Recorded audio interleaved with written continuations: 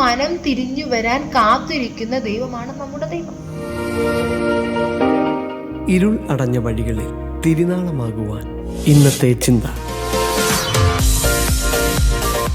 വിലാപങ്ങളുടെ പുസ്തകം യിരെമ്യാ പ്രവാചകന്റെ കണ്ണുനീരിന്റെ പുസ്തകമാണ്.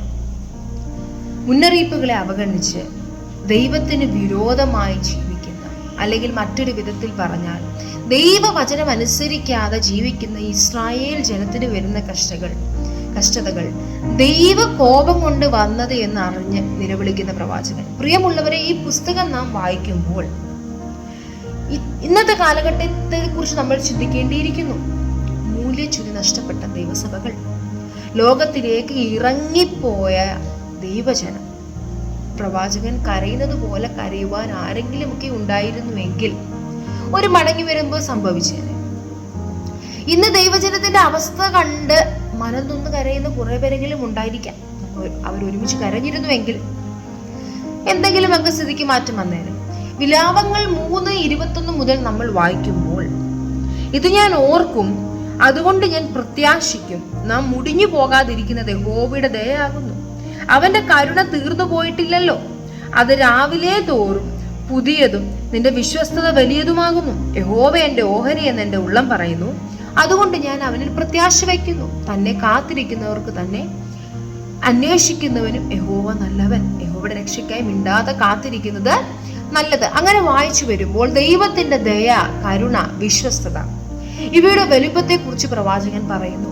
നാം ഒന്ന് മനം തിരിഞ്ഞു വരാൻ കാത്തിരിക്കുന്ന ദൈവമാണ് നമ്മുടെ ദൈവം. മുടിയൻ പുത്രനെ കാത്തിരിക്കുന്ന പിതാവിന്റെ ഉപമ പഠിക്കുമ്പോൾ, അല്ലെങ്കിൽ മനസ്സിലാക്കുമ്പോൾ, അല്ലെങ്കിൽ ഓർക്കുമ്പോൾ തന്നെ നമുക്ക് സ്വർഗീയ പിതാവിന്റെ സ്നേഹം മനസ്സിലാക്കുവാൻ കഴിയും. ഇവിടെയും പ്രവാചകന് ആ പ്രത്യാശയോടെയാണ് പറയുന്നത്. ഇത്രയൊക്കെ ശിക്ഷിച്ചാലും എന്റെ ദൈവത്തിന്റെ കരുണ തീർന്നു പോയിട്ടില്ല. അതുകൊണ്ട് അവൻ എന്റെ പ്രാർത്ഥനയ്ക്ക്, എന്റെ നിലവിളിക്ക് ഉത്തരം തരും. ദൈവത്തിന്റെ ദയ വലിയതായതുകൊണ്ട് ഞാൻ മുടിഞ്ഞു പോകത്തില്ല. കാരണം ഞാൻ ഒന്ന് അറിയുന്നു, യഹോവ എന്റെ ഓഹരിയാണ്. ഞാൻ എന്റെ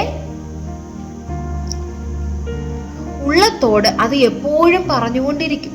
അവനെ കാത്തിരിക്കും, അവനെ അന്വേഷിക്കുന്നവനും യഹോവ നല്ലവനാണ്. എന്താണ്? അവനെ കാത്തിരിക്കുന്നവനും അവനെ അന്വേഷിക്കുന്നവനും യഹോവ നല്ലവനാണ്.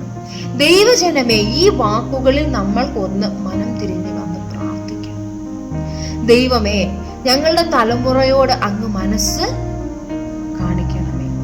ദൈവത്തെ അന്വേഷിക്കുവാനുള്ള ബുദ്ധി അവർക്ക് കൊടുക്കണമെന്നും, ആലയത്തിൽ നിന്ന് ഒഴുകുന്ന നദി ദേശത്തെ പദ്യമാക്കി തീർക്കുന്നുവെന്ന് യെഹെസ്കേൽ പ്രവാചകൻ പറയുന്നു.